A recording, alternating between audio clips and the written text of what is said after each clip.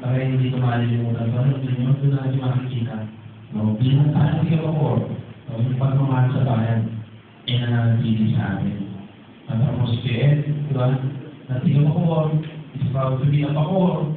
Kahit nasaan sa lupalot na, malaki na masyadong malaking tao na, kinikilala na hindi lang dito sa ating bansa. Hindi na pa rin nalilimutan. Napalitan yung bayan natin. Diba itong Bacoor. Kaya sana itong natutunan ko dito. No, pina-experience nyo dito.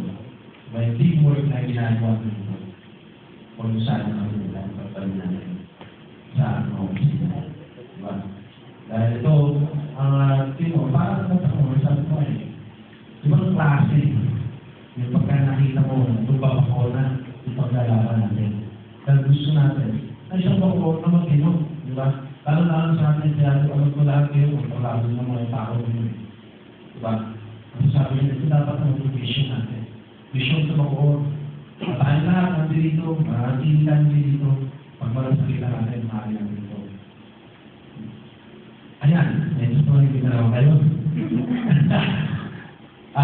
Hindi baka mamaya nag-iyak pa tayo dito.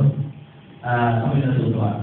Dahil, ako, iwanan ko ngayon kagabi, nagtrabaho pa rin ako. Trabaho pa rin ako. Yung mga nag-uusap pa rin sa bahay natin. Talagang ayoko tumigil. Ayoko tumigil. Dahil gusto ko talaga may deliver sa aking mga bukayan yung tamang servisyo. Diba? Ang kinakailangan ngayon pa mga natin. Kasi alam niyo, sa totoo lang, sabi ko, maganda sa tao. Ano ba Bacoor ngayon? Ano meron sa Bacoor ngayon? Napakaraming tao. May trabaho ba? Alam mo, nalulungkot ako. Kaya ako, nag-feeding program kami sa Nicolas. Ano survey ko? Kahit na pumunta, sila-survey ko. Sino may mga trabaho ngayon? Sa amin na bata, napapakain natin doon. Siyempre may mga magulang. Nagyan na tapundaan ng magulang doon. Ba? Gusto rin isa ako ng taas. Okay. Ang mga pakain nakakalungkot. Diba? Ano? Pangalawa, tatlo, anak, apat, di ba? And then, walang trabaho ng nanay. Kaya yun, ano mapakain na doon? Lupa, damo. Kung nakakalungkot, isa ba tayo tingin ko yung social responsibility ng bawat ano? Tayo sa pagbuhay natin sa opisina. Diba tayo, malabas din kayo. Sana, tingnan nyo rin, yung mga naghihirap natin mga bayan. Ako, pinililis natin talaga. At talaga ko niya, kahit sa mga ilo, masakit pa sa akin, nagdalit ko sila. Yung gagawin ko, dahil sila rin naman yung protection natin dito. Ako, mawawala akong pinakagkaan ng Bacoor. Diba? Pero, pagkalit sila, diba? Masasabi ko yun sa sarili ko.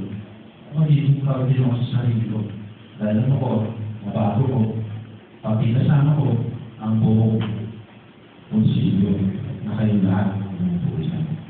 Sana yung vision natin yun, natin sa puso ninyo, at sa isipan ninyo. Ang Bacoor, ang vision natin, makahamdan natin. Yan. Kaya yun, hindi lang